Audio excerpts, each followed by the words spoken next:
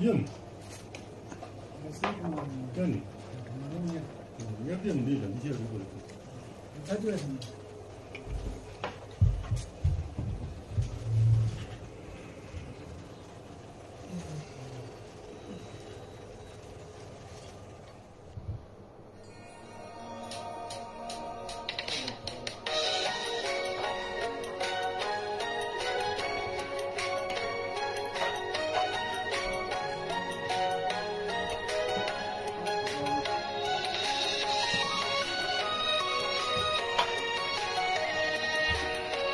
Nasıl oldu?